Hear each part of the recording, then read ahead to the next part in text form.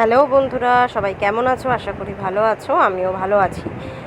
আজকের ভিডিওটা স্টার্ট করলাম একটু দুপুরবেলা থেকে। সারাদিনের কাজকর্ম আর কিছুই শেয়ার করিনি। আজকে দুপুরবেলা থেকেই স্টার্ট করলাম। আজকে ছিল শনিবার, তো বিপত্তারিণীর তাগা পড়েছি, দেখেছো। যদিও পুজো দিইনি, আমি মা পুজো দিয়েছিল, তো টাকাটা দিয়েছিল, ওর জন্য টাকাটা আমি করে নিয়েছি আজকে। তো এখন দেখো আমি বুঝতেই পারছো আমাকে দেখে যে আমি কোথাও যাওয়ার জন্য রেডি হচ্ছি।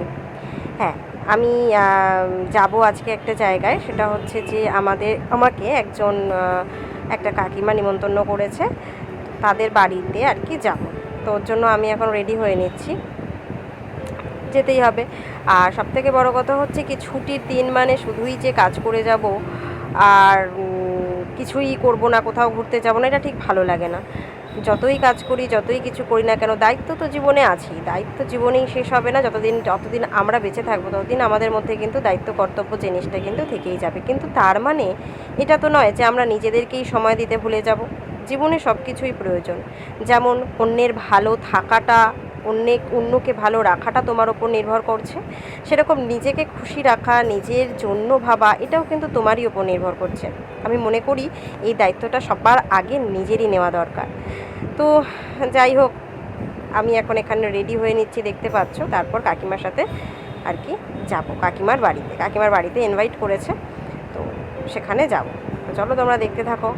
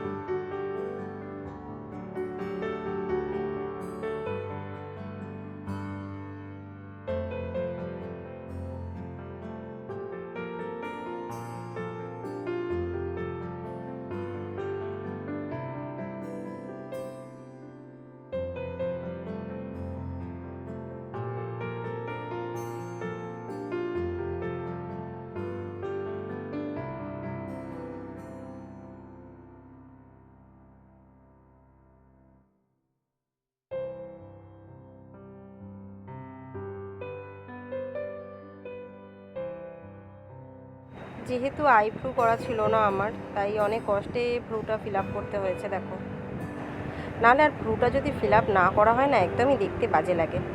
ওর জন্য আর কি আইব্রু ফিল আপ করে নিয়েছি।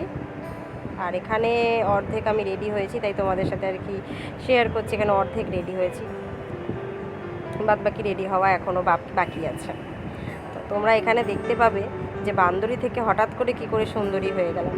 সত্যি কিছুক্ষণ আগে কীরকম লাগছিল, তাই না? সারাদিনের কাজ কর্ম ধকল একরকম, তারপরে নিজেকে রেডি করে আয়নার সামনে দেখতেই যেন একটু চমকে গেলাম যে এখন পুরোটাই অন্যরকম লাগছে। যাই হোক, কিছু করার নেই, কী করা যাবে, নিজেকে প্রেজেন্টেবল তো রাখতেই হবে, সেটা যেভাবেই হোক না কেন।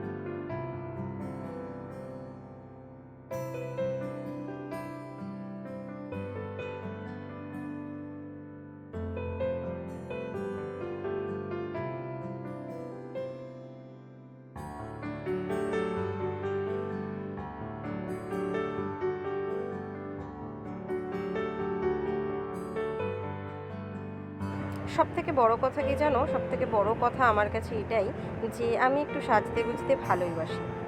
ঠিক আছে, আমি যেহেতু একটু খুব ভালো করে যে সাজতে পারি তা নয়, কিন্তু মোটামুটিভাবে যাই পারি না কেন আমি একটু সাজতে ভালোবাসি। তো দেখো, এখানে ফাইনালি আমি রেডি হয়ে কাকিমার সাথে বেরিয়ে পড়েছি কাকিমার বাড়ি যাব বলে। এখানে একটা কথা বলি যে আমরা ভাবি না যে রক্তের সম্পর্ক বড়, কিন্তু না, রক্তের সম্পর্কের থেকেও কিন্তু মনের সম্পর্কটা অনেক বেশি বড়। যার জন্যই কিন্তু কাকিমা সবার মধ্যে থেকেও আমাকে নিমন্ত্রণ করেছে, কারণ ওদের বাড়িতে ছাদ ঢালাই হচ্ছে। তো ছাদ ঢালাইটা যার জন্য আমাকে নিমন্ত্রণ করেছিল, তো আমি গেছিলামও। সত্যিকারের কথা, এই কাকিমার সাথে সম্পর্ক কিন্তু আমার খুব বেশি দিনের নয়, কিন্তু যতদিন আমি বিয়ে হয়ে এসেছি, সবে থেকে উনি আমাদের বাড়িতে এসেছেন আমার ঠাকুমাকে দেখাশোনা করার জন্য, ঠাকুমা শাশুড়িকে, ওনার সাথে সম্পর্ক কিন্তু আমাদের বাড়ির সবারই অনেক গভীর হয়ে উঠেছে। তো ওদের বাড়িতে এসে দেখো আমি ভিডিও করছি, ওরাও আমার সাথে কিন্তু সাথ দিচ্ছে। ওখানে ওনার মেয়ে, ভাইজি, এটা হচ্ছে ওনার নাতনি, তো সবাই কিন্তু আমার সাথে কোঅপারেট করেছে। এটাই তো ভালো লাগা, এটাই হচ্ছে ভালোবাসা। আমার কাছে এটাই হচ্ছে সবথেকে ভালোবাসার জায়গা, যেখানে আমাকেও লোকে দুহাত ভরে আপন করে নিয়েছে, আর আমিও তাদেরকে দুহাত ভরে আপন করে নিয়েছি। সত্যি এখানে বলার কোনো ভাষা নেই যে আমি কতটা খুশি হয়েছিলাম আর কতটা ভালো লেগেছিল আমার ওখানে গিয়ে।